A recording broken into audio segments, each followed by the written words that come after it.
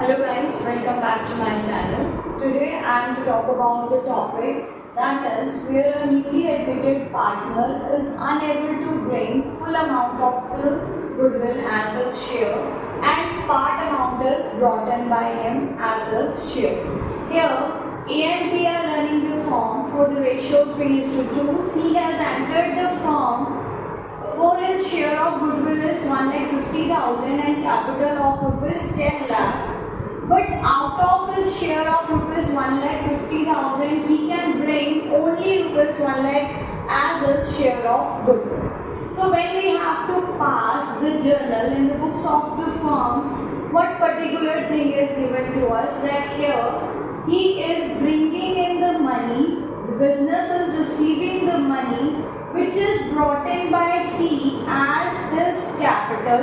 So he is the giver, that is C as his capital, and another reason for receiving the money is premium for goodwill, right?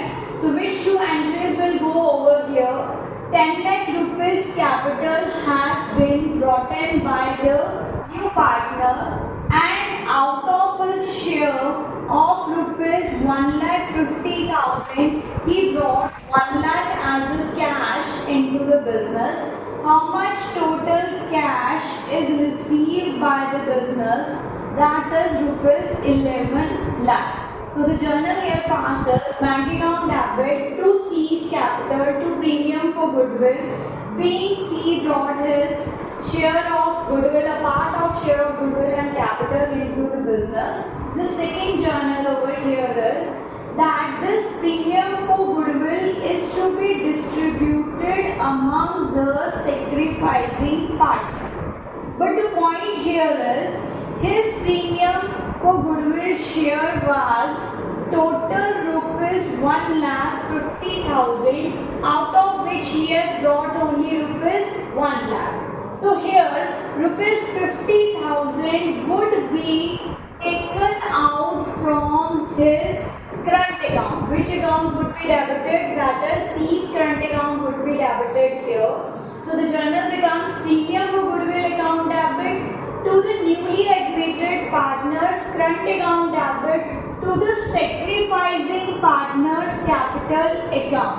Now here, who would be the sacrificing partner? That would be the old partner. If in the question, except to the new ratio, no proportion for sacrifice, nothing is, you can say, mentioned for sacrifice or the new ratio, then old ratio becomes the sacrificing ratio. So no need to calculate here sacrificing ratio because nothing is mentioned about the new or about their sacrifice. So old ratio becomes the sacrificing ratio. He has to bring into the business total 1,50,000, which would be distributed among old partners here in the old ratio because nothing was given. So here 1,50,000 multiplied by 3 upon 5 and 1,50,000 multiplied by 2 upon 5, it gives you 90,000 rupees will go to the A's capital and 60,000 will go to the B's capital. So what is the point over here?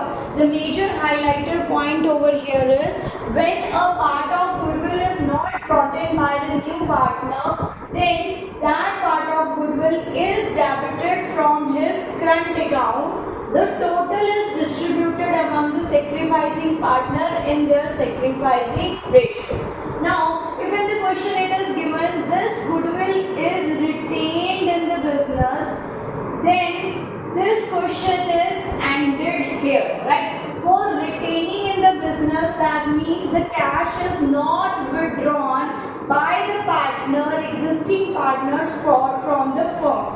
So here two entries will go if the question is still here or even if the point is retained in the business is given.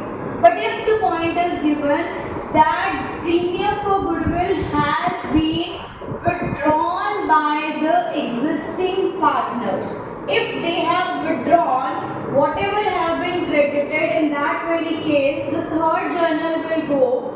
A is capital account debit, B is capital account debit.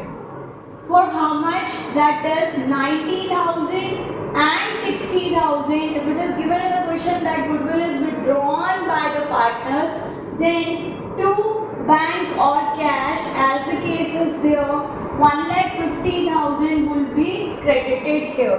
So here, whatever amount was credited to their capital accounts have been withdrawn by them.